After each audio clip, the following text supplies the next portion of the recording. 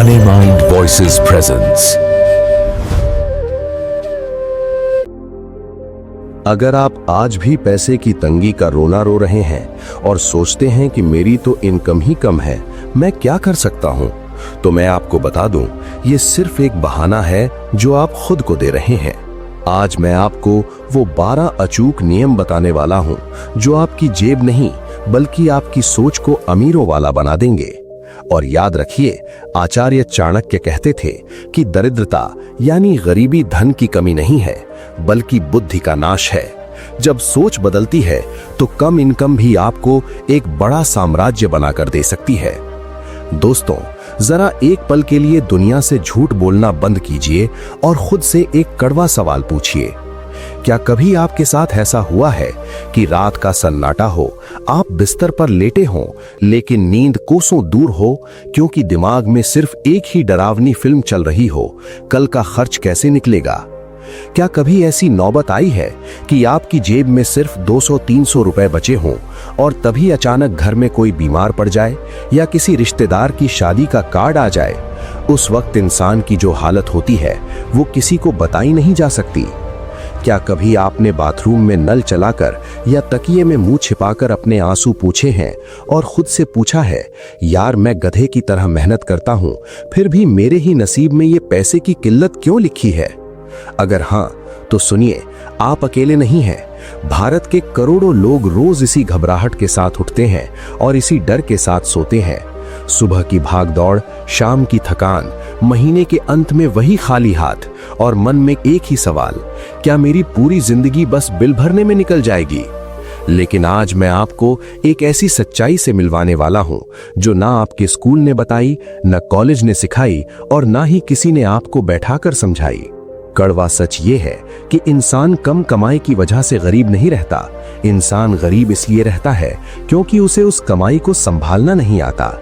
आचार्य चाणक्य कहते हैं कि जिस प्रकार एक छोटे से छेद वाला घड़ा कभी नहीं भर सकता, चाहे उसे समुद्र में ही क्यों न डाल दिया जाए, उसी प्रकार बिना प्रबंधन के इंसान कभी अमीर नहीं बन सकता, चाहे उसकी कमाई लाखों में क्यों ना हो। गरीब इंसान पैसा कमाना तो जानता है, लेकिन पैसे से काम करवाना नहीं जानता, इसलिए वो गरीब ही मर जाता है। जरा अपने आसपास देखिए, एक ही शहर में एक ही ऑफिस में काम करने वाले दो लोग, दोनों की सैलरी 15,000 रुपए है, लेकिन 5 साल बाद एक आदमी रोता रहता है कि महंगाई बहुत है और दूसरा आदमी उसी 15,000 में से थोड़ा थोड़ा बचाकर अपनी बाइक ले लेता है और एक छोटा सा जमीन का टुकड़ा भी ले लेता है। क्या ये किस्मत का फर्क है? नहीं, ये फर्क है अर्थशास्त्र का, ये फर्क है चाणक्य नीति का। आज मैं आपको उस चक्रव्यूह से बाहर निकालने आया हूं जिसमें आप बरसों से फंसे हुए हैं। आज हम उन 12 सूत्रों, उन 12 नीतियों के बारे में बात करेंगे जो आपको धनवान बनाएंगी। अगर आपने अगले कुछ मिनट मुझे ध्यान से सुन लिया तो मैं वादा करता हूं, आपकी सैलरी आज भी वही रहेगी, लेकिन आपकी जेब में पैसा बचना शुरू हो जाएगा। तो चलिए पहली नीति की ओर बढ़ते हैं। पहली नीति, अपने छिद्रों को पहचानना। आचार्य चाणक्य कहते थे कि जिस राजा को यह नहीं पता कि उसके खजाने में रिसाव कहां से हो रहा है, उसका राज्य सोने का बना होने के बाद भी नष्ट हो जाता है। हमारी जिंदगी भी उस फूटे हुए घड़े जैसी हो गई है। हम सोचते हैं कि जिस दिन मेरी सैलरी बढ़ जाएगी उस दिन सब ठीक हो जाएगा, लेकिन सच ये है कि जब तक छेद बंद नहीं होगा, सैलरी बढ़ने से कुछ नहीं होने वाला। अमीर बनने का पहला नियम ये नहीं है कि ज्यादा कमाओ, पहला नियम है देखो कि गंवा कहां रहे हो। ज्यादातर लोग कहते हैं, हमें बजट बनाने की क्या जरूरत है, हमें तो पता है हमारा पैसा कहां जाता है, रेंट में, खाने में। लेकिन ये आधा सच है। आपका पैसा वहां नहीं जाता जहां आप सोच रहे हैं, आपका पैसा वहां जाता है जहां आपका ध्यान ही नहीं है।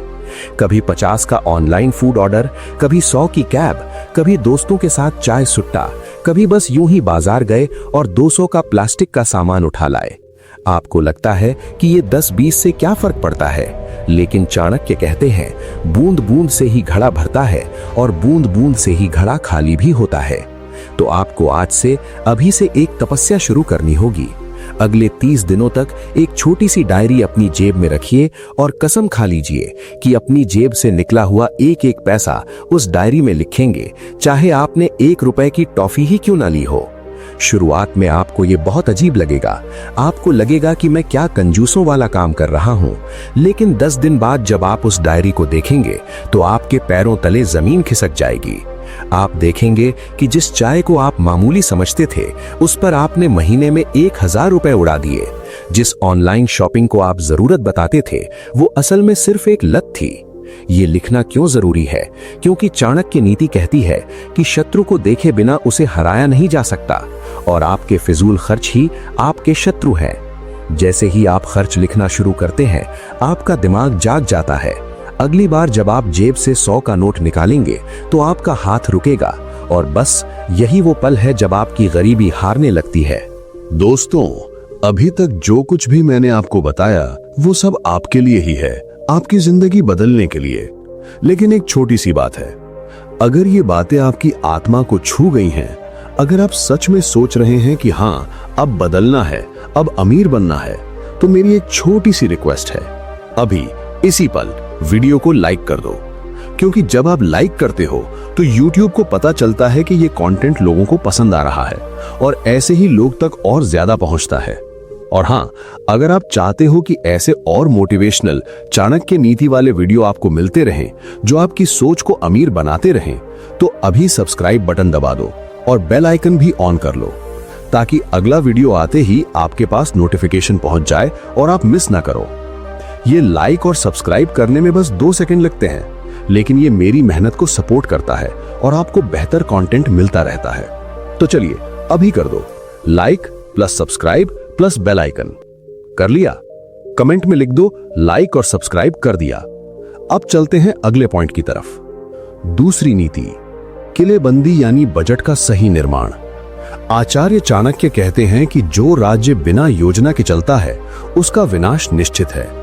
लोग बजट के नाम से डरते हैं, उन्हें लगता है कि बजट का मतलब है कंजूसी, लेकिन सच इससे बिल्कुल उल्टा है। बजट आपको रोकता नहीं है, बजट आपको रास्ता दिखाता है।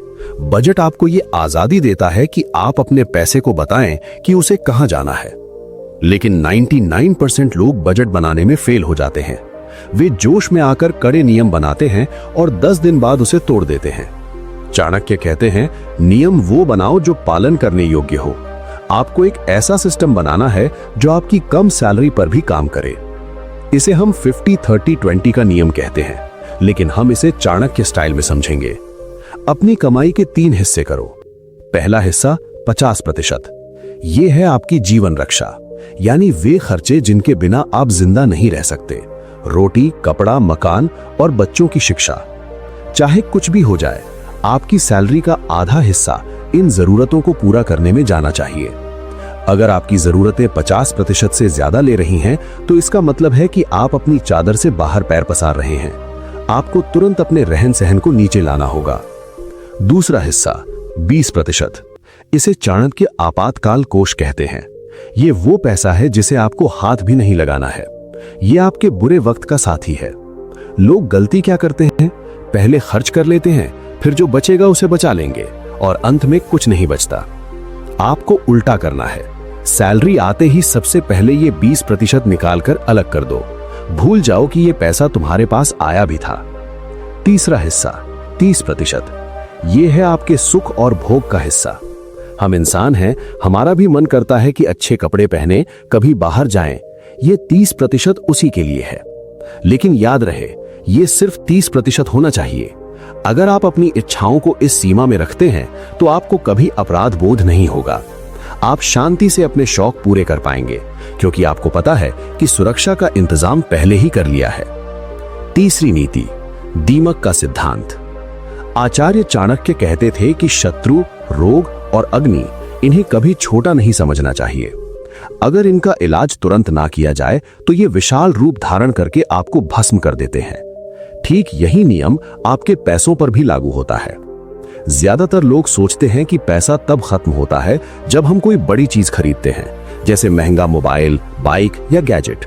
लेकिन सच्चाई उल्टी है। आपकी गरीबी का असली कारण वे बड़े खर्चे नहीं, बल्कि छोटी छोटी आदतें हैं जो दीमक की तरह चुपचाप आपकी जेब को खा रही हैं और आपको पता भी नहीं चल रहा।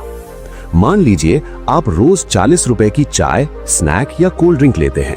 रोज का 40 रुपया बहुत छोटा लगता है, लेकिन महीने में 1200, साल में 14,600, सिर्फ एक तत्व और 15,000 स्वाहा।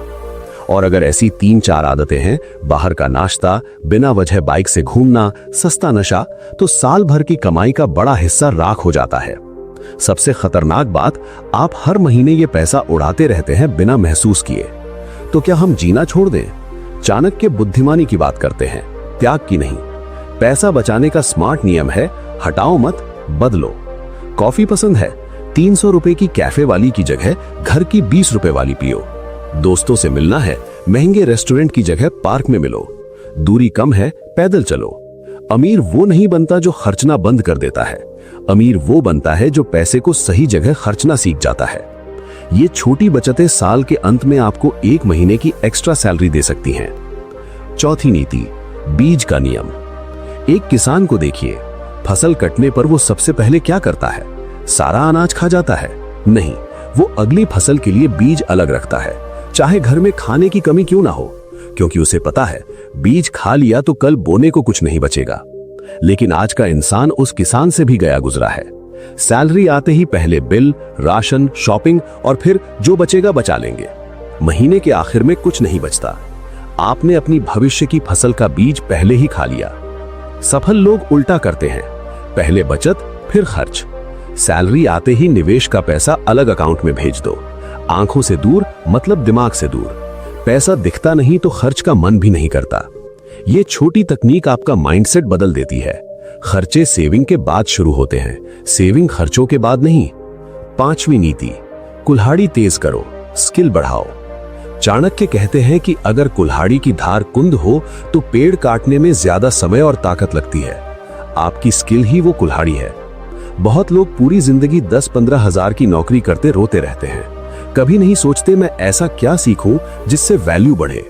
नए मोबाइल पर 20,000 खर्च कर देंगे, लेकिन नई स्किल के लिए 500 रुपए का कोर्स नहीं करेंगे। गरीब सोच, मेरे पास पैसा कम है, क्या कर सकता हूं। अमीर सोच, कम है लेकिन वैल्यू कैसे बढ़ाऊं। पैसा बचाने से सुरक्षा मिलती है, अमीर बनने के लिए कमाई बढ़ानी होगी। कमाई तभी बढ़ती है जब योग्यता बढ़ती है।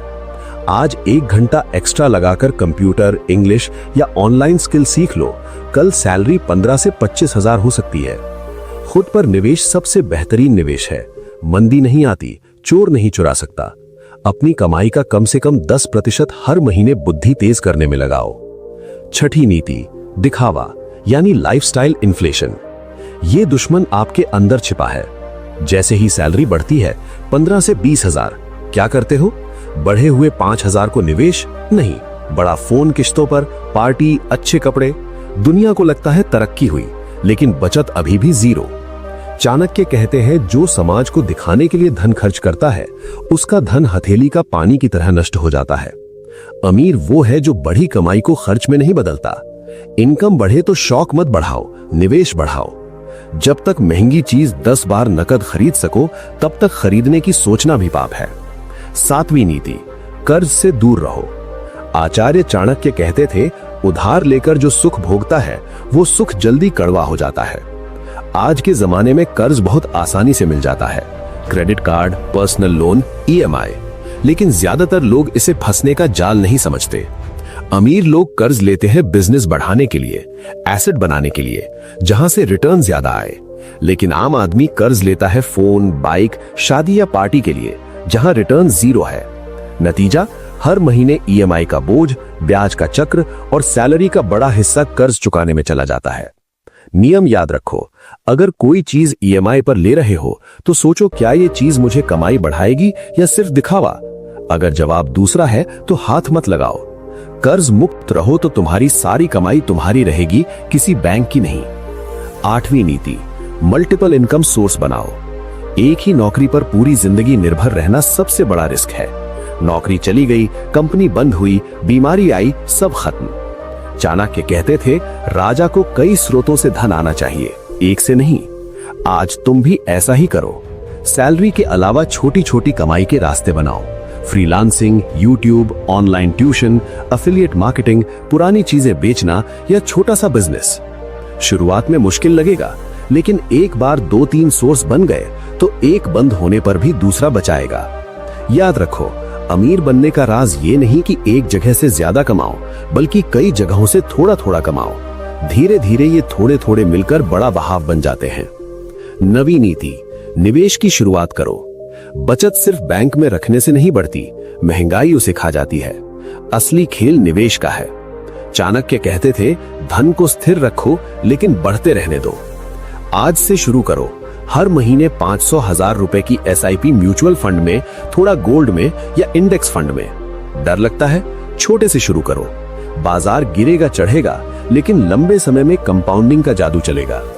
महत्वपूर्ण नियम, कभी भी सारा पैसा एक जगह मत लगाओ, फैलाओ। शेयर, फंड, गोल्ड, FD, इससे रिस्क कम होगा और ग्रोथ बनी रहेगी।